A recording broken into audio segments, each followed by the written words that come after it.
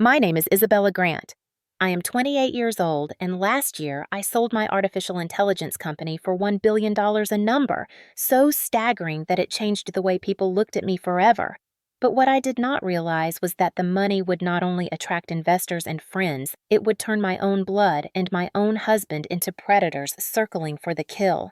I can still feel the sting of ocean spray on my skin, the bruises on my ribs, and the echo of my sister's voice as she leaned close with a smile that was not a smile at all and whispered, "Say hello to the sharks before shoving me with both hands off the gleaming white rail of our yacht into the black Pacific night."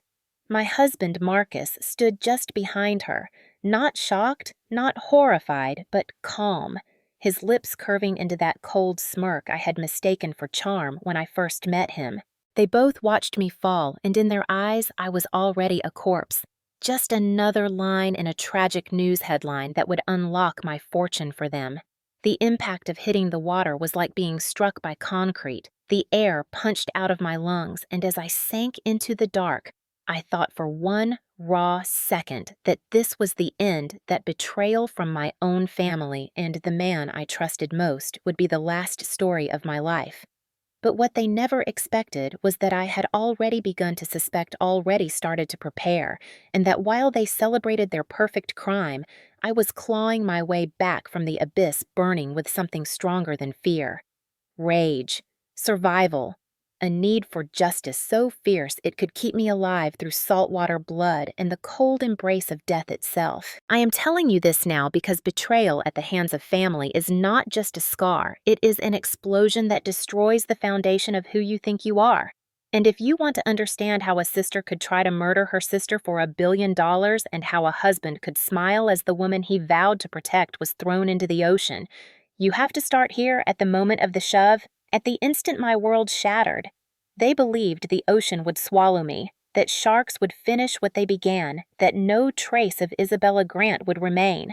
But when they came back home, months later, laughing, spending, redecorating my house as if it had always been theirs, I was waiting with a gift wrapped in ribbons and evidence, a gift that would destroy them the way they had tried to destroy me.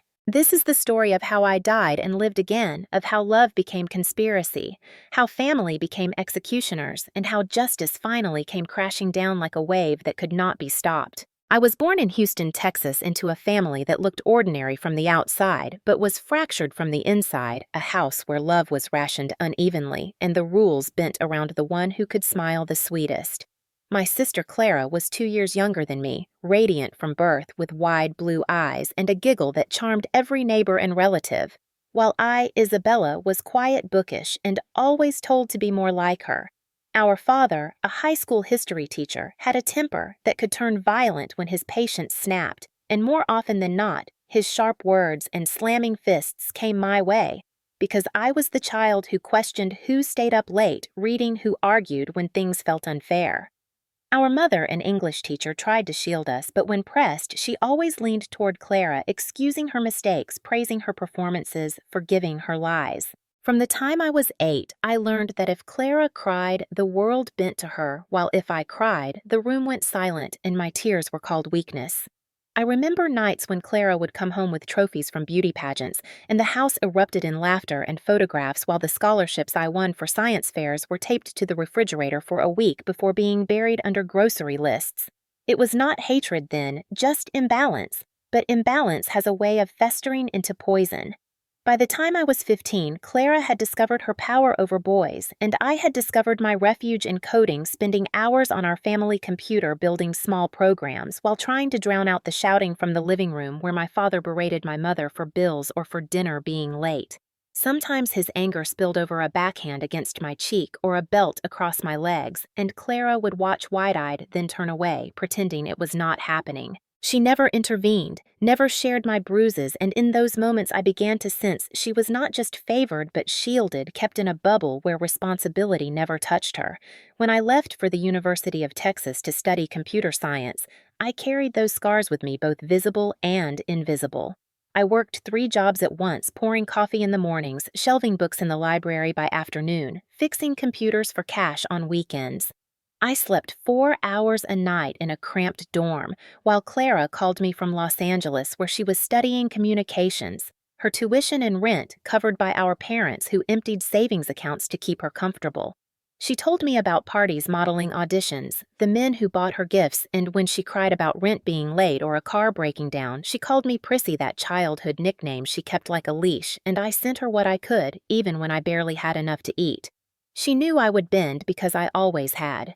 During those years, I nurtured the idea that became my future, an algorithm that could read human emotion from voice and text, an idea experts dismissed as science fiction, but I could see clearly in my mind.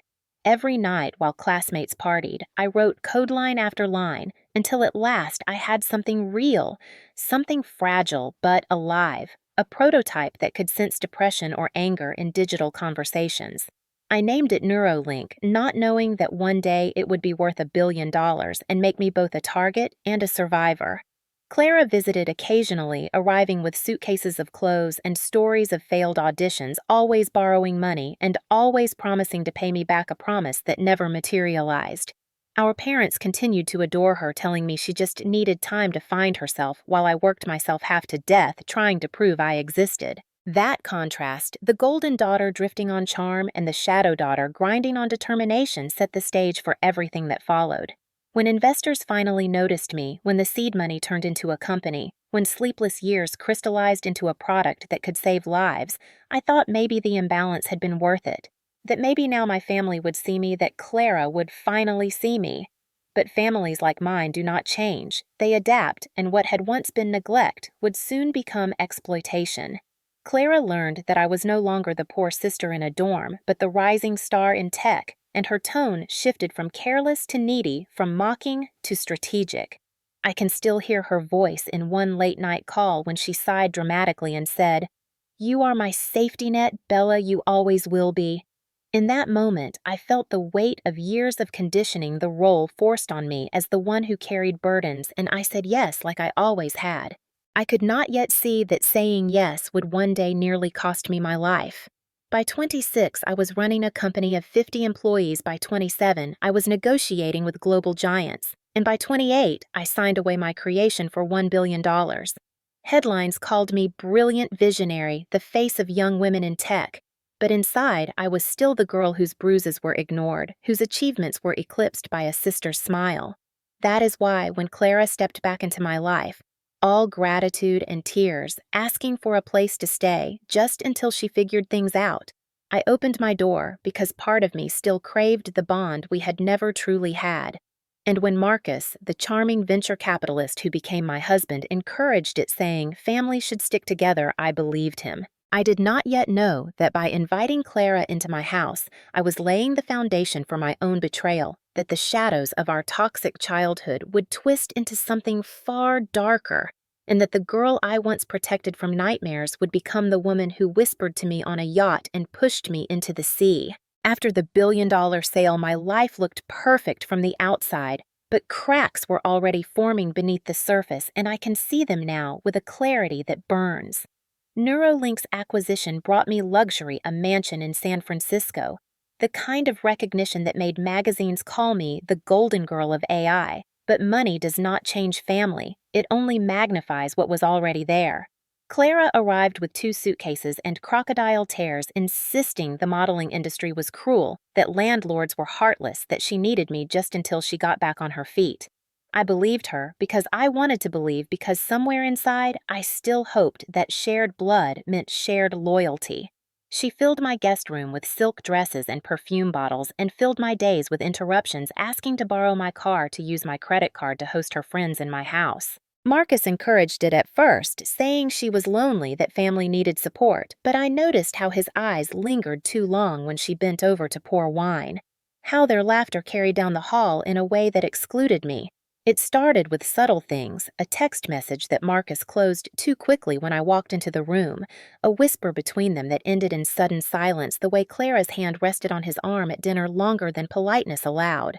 I told myself I was imagining it, that paranoia was the cost of success, but the unease coiled in my stomach like a warning I could not ignore.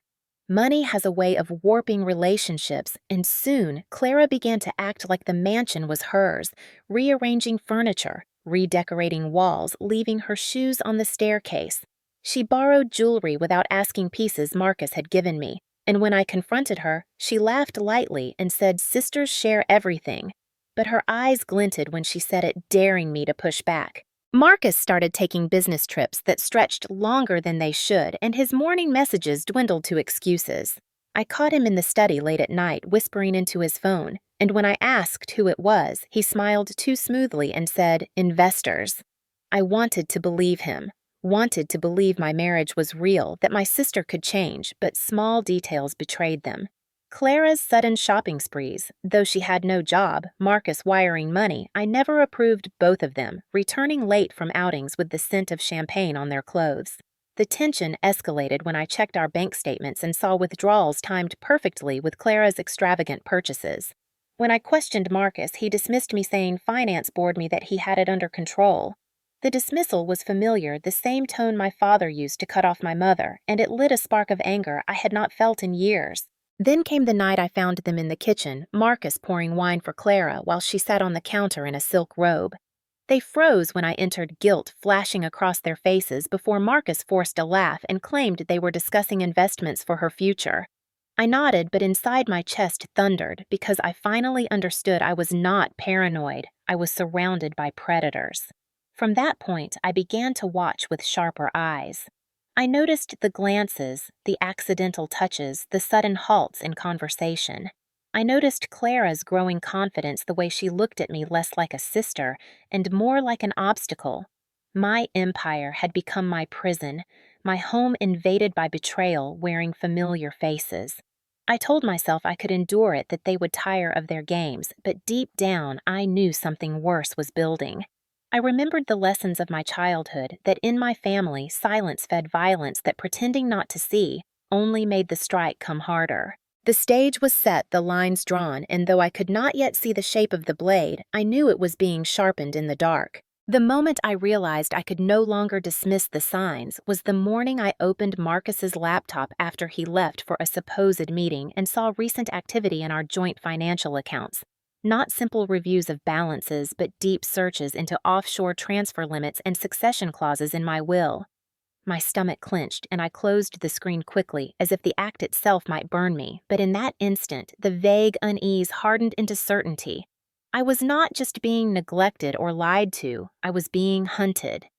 That afternoon, I called David Morales, a private investigator recommended by one of my former security advisors, and asked for a full background check on both Marcus and Clara. He did not hesitate, and while he dug into their pasts, I began to quietly set my own precautions in motion. I installed new security cameras under the guise of upgrading our system, hidden devices placed in Marcus's study, the kitchen, even the yacht he loved so much. I gave my assistant Jane a sealed envelope and told her only to open it if I disappeared. I began transferring $10 million into an account Marcus did not know existed a sliver of protection carved out from the empire he thought he controlled. 3 nights later, David called me, his voice heavy. "Isabella, before you married him, Marcus was nearly bankrupt, buried under gambling debts and failed investments. His sudden recovery coincided with your wedding loans repaid with money that could not be traced to him directly, but aligned perfectly with your accounts. And Clara, your sister, has been making large cash deposits into an offshore account totaling nearly $100,000 in the past 3 months. The source is unknown, but given her lack of employment, we can guess." My breath left me in a rush as I listened to the weight of betrayal pressing against my chest until I could barely stand. Still, I forced my voice steady and asked for documentation for every shred of evidence because my mind had shifted from denial to strategy. That same week, I watched the feeds from my hidden cameras, my heart pounding as I saw Marcus and Clara in the study together, not kissing as I had half suspected, but bent over documents. Clara's voice was sharp. "Once it's done, how soon can we access the funds?" Marcus pointed at the papers and replied, "The will transfers control immediately. She updated it after the acquisition. No children, no complications. You are the sole heir." Clara smiled in a way that made my skin crawl cold and victorious. "And they will never find the body in the open ocean," Marcus added. perfect accident. I nearly dropped the tablet but forced myself to keep watching bile rising in my throat. They were not simply betraying me emotionally, they were plotting my murder with precision. My first instinct was to confront them, to scream to demand answers, but survival screamed louder. If I confronted them now, they might accelerate their plan or silence me before I could protect myself. So I smiled through dinners, I listened to Marcus describe a second honeymoon on the yacht with Clara, conveniently included, and I nodded as if enchanted by the thought. Inside, I was steel, memorizing their words, preparing for the storm. I lay awake at night beside Marcus, listening to his calm breathing, and thought about how a man could plot his wife's death and sleep so easily. I looked at Clara across the breakfast table, her laugh light and cruel, and remembered the little girl who had watched my father's belt strike me and turned away. The pieces fit together now, the favored child who had never been told no, the man who saw me as a bank account, and me, the woman who built her way out of shadows only to find the shadows waiting still. The discovery was not just of their plot, it was of the truth. I had avoided my whole life that my family was toxic to its core and that love for them was always another word for control. The day Marcus suggested the yacht trip, his eyes glittered with something he disguised as tenderness, but I recognized now as calculation. And when Clara chimed in that she had always wanted to see the Mexican Riviera, I understood that the stage for my execution was already built. I agreed with enthusiasm. I did not feel kissed. Marcus, with lips that did not tremble, and retreated to my office to finalize preparations. I copied every video file, every transcript, and every bank statement David had uncovered onto multiple drives hidden in different places. I activated location tracking on my devices and programmed an emergency email to release if I failed to log in for 72 hours. Jane knew enough to act if I vanished, Theodore the lawyer knew to freeze accounts, and David waited like a shadow with eyes everywhere. I told myself again and again that survival meant patience, that I could not run yet because running would mean they won. When we boarded the yacht, it gleamed under the San Diego sun, its polished decks and luxurious cabins masking the fact that for me it was not a vacation home, but a coffin on water. The first days were filled with false normalcy. Long meals forced laughter, Clara in bikinis that left nothing to imagination, and Marcus pouring wine with an ease that sickened me. The crew remained close, and I clung to their presence like a shield, but by the fourth night, Clara insisted the staff deserved an evening off, and Marcus agreed too quickly. As the sun bled into the ocean, Marcus mixed cocktails, the clink of ice loud in the still air. He handed me a glass, his smile soft, his voice smooth.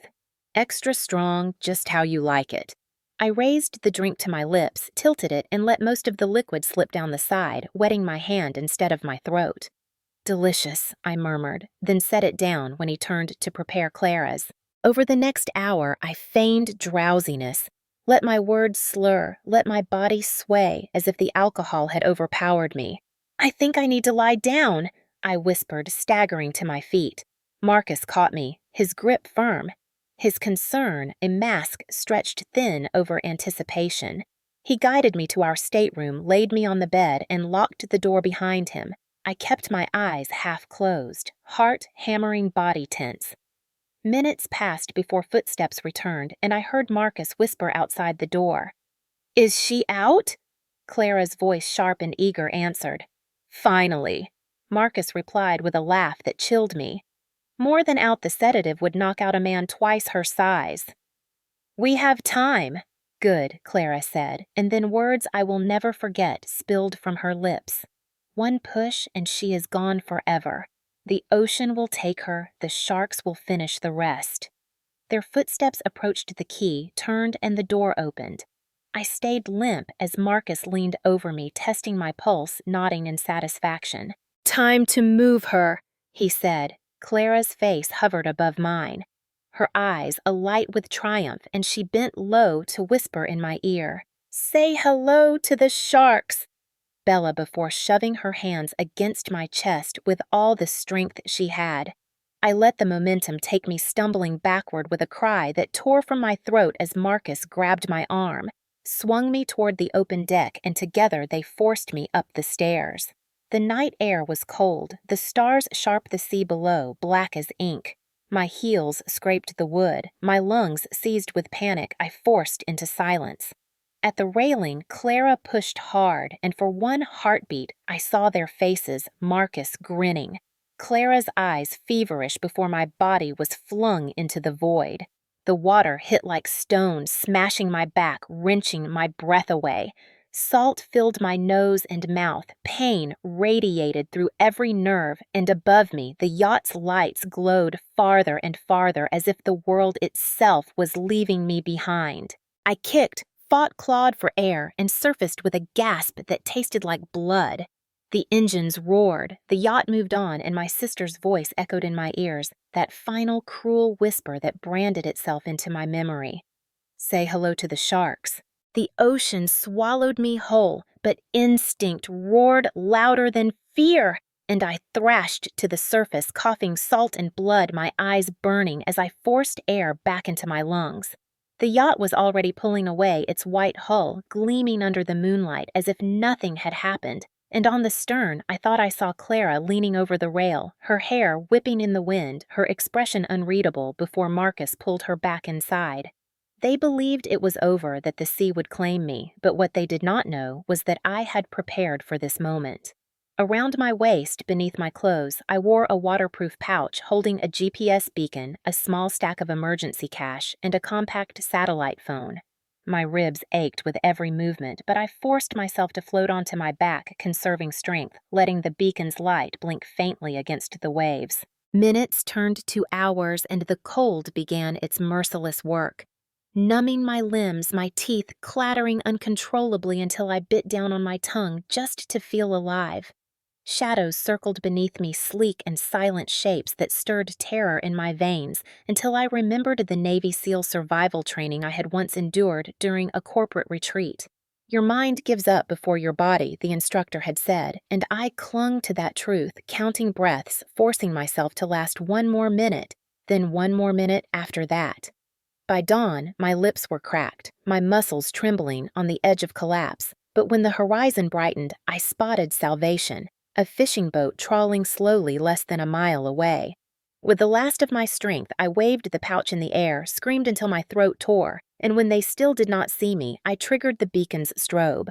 The flash caught the eye of the younger fisherman, who shouted to his father, and they steered toward me, eyes wide as if they had spotted a ghost. Strong arms pulled me aboard the deck, rough under my cheek, and voices in Spanish and English asked questions I could not yet answer. Accident, I gasped. Yacht fell overboard. They exchanged looks of disbelief, but wrapped me in blankets, gave me water, and kept me alive. I told them nothing more not yet, because secrecy was survival, and survival was the only currency I had. Over the next hours, as the boat carried me toward a small Mexican village, I plotted the next phase of my war.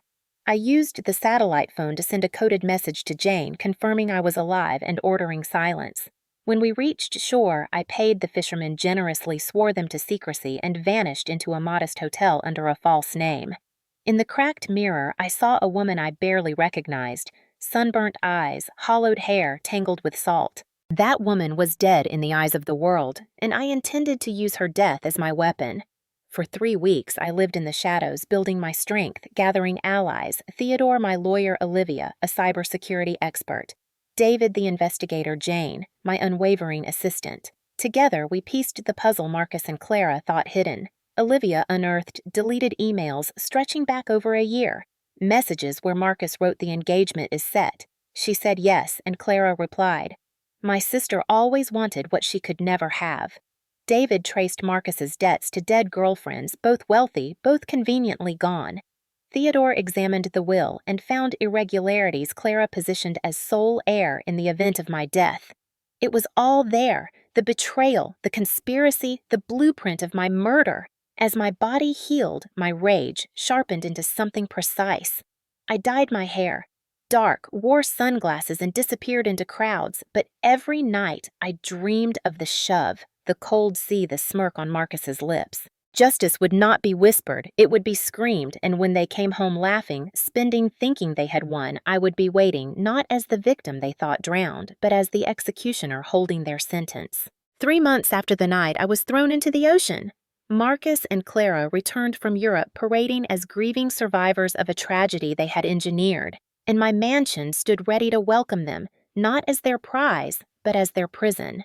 I had worked with Jane and Theodore to prepare every inch of the house with surveillance and locks that only I controlled, and on the dining table I placed 3 settings crystal glasses filled with red wine, and at the center a gift wrapped in silver paper tied with a blood-red ribbon. I waited in the shadows as their car pulled through the gates, the cameras catching them stumbling inside, still tipsy from champagne, still laughing until they noticed the lights burning in rooms they had left dark. Marcus stiffened, dragging Clara behind him, whispering, "Stay here." But she clung to his arm, her eyes darting nervously. They followed the faint sound of music, one of his favorite jazz albums looping softly, leading them like a trail until they reached the dining room and froze. 3 places at the table, wine-gleaming gift, waiting. "What the hell is this?" Clara whispered, her voice cracking. Marcus stepped forward, jaw clenched, scanning the room. "That was my cue." I walked from the shadows wearing the same dress I had worn the night of the yacht party, my hair, its natural color again. My face calm as stone. "Welcome home," I said. They spun around, eyes wide, mouths opening soundless. "You're dead," Marcus hissed. "We saw you drown. You saw me fall. I corrected you, assumed I drowned. A miscalculation." Clara stumbled back, clutching the chair, her face pale. "This is not real. You're not real." "Oh, I am real," I said, "and unlike you, I'm not here to kill anyone. I'm here to deliver a gift." I gestured to the box. Marcus hesitated, then stepped forward, lifting the lid, and what he found inside drained the color from his face. First, the waterproof camera containing footage of their whispered plan on the yacht. Second, a drive with every email and text recovered by Olivia detailing their conspiracy stretching back before the wedding. Third, financial records of Clara's offshore accounts and Marcus's laundering schemes. And fourth, warrants already signed by a judge, charges of attempted murder conspiracy fraud. Marcus's hands trembled, rifling through the damning evidence, his mask slipping to raw panic. "Impossible," he muttered.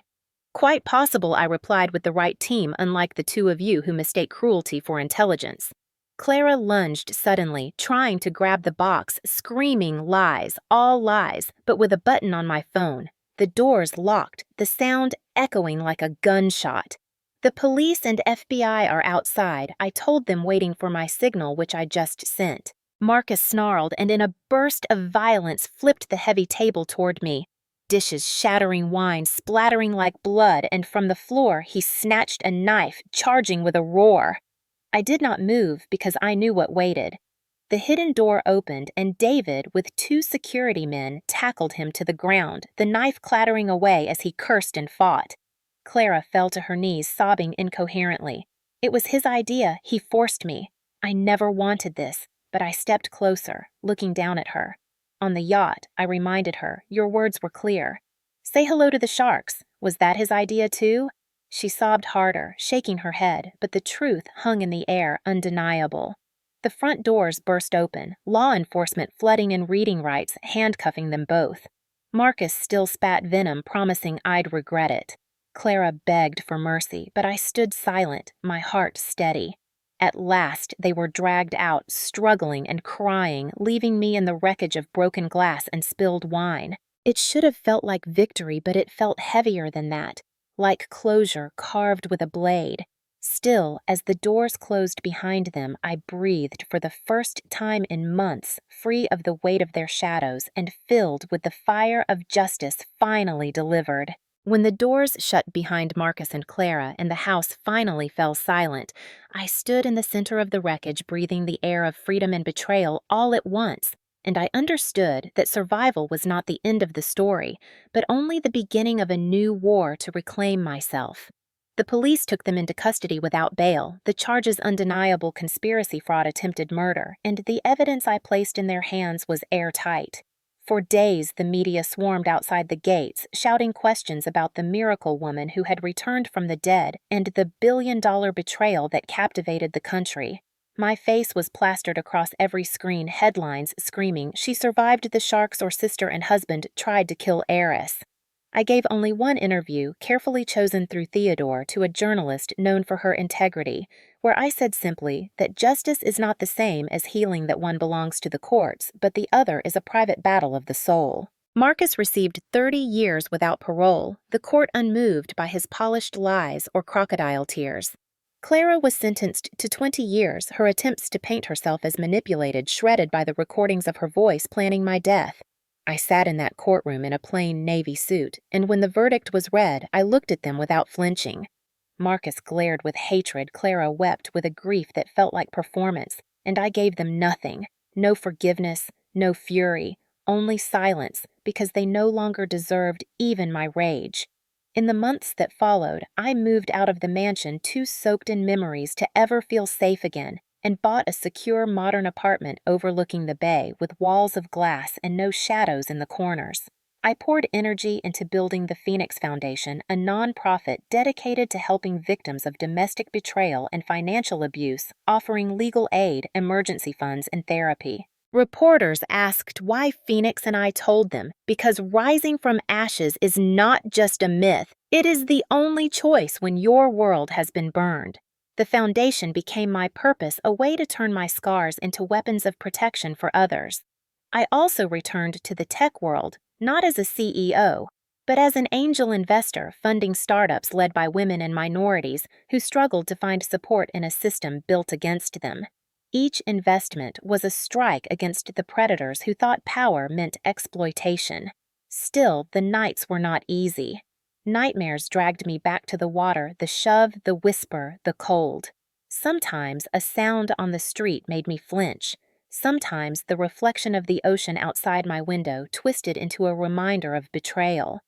I began therapy with Dr. Ramirez, who specialized in trauma and betrayal, and she told me the hardest wound is not physical, but the fracture of trust. She said rebuilding trust is like learning to walk again, slow, deliberate, painful. She was right. I tested that truth when 6 months after the sentencing I requested a prison visit with Clara. She looked smaller in the orange uniform, her beauty dulled by fluorescent light. When she saw me, her eyes widened and she whispered my name. She tried to explain, to apologize, to blame Marcus, but I listened only to understand, not to forgive.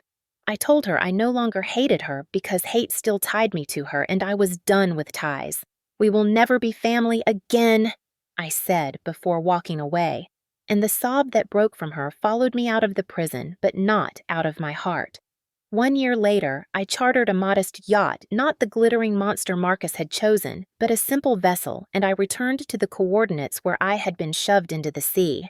Jane stood beside me, loyal as ever, and in my hands I carried white roses, 12 of them, one for each month of survival. One by one, I dropped them into the waves, watching them scatter across the surface. "This is not forgiveness," I told her. "This is reclamation." The last rose I held longer, whispering this one, is for the girl who died here, the trusting girl I once was. Then I let it go, and with it the weight I had carried.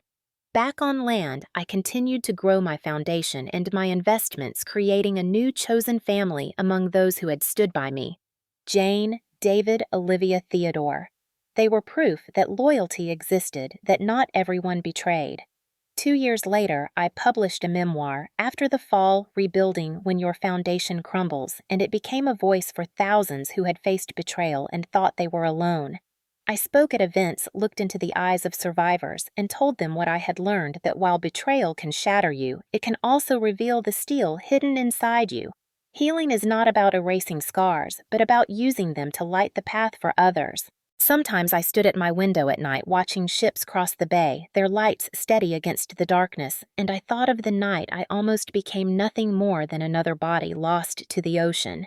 Instead, I became something else, not the naive daughter who endured her father's blows, not the overlooked sister who sent money she could not spare, not the wife who mistook charm for love.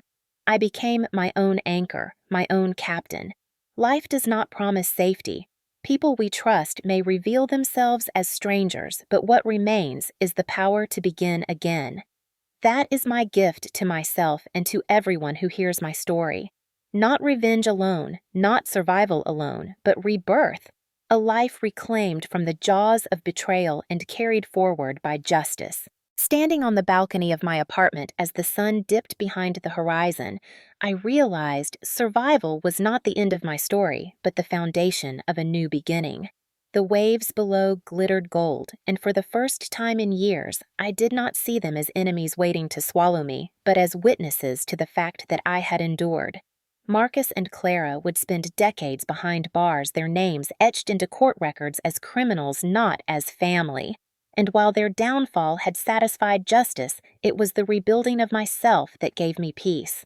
I had been the quiet daughter, the overlooked sister, the deceived wife, but I had risen from betrayal into independence, my scars turned into strength, and my voice no longer silenced by anyone.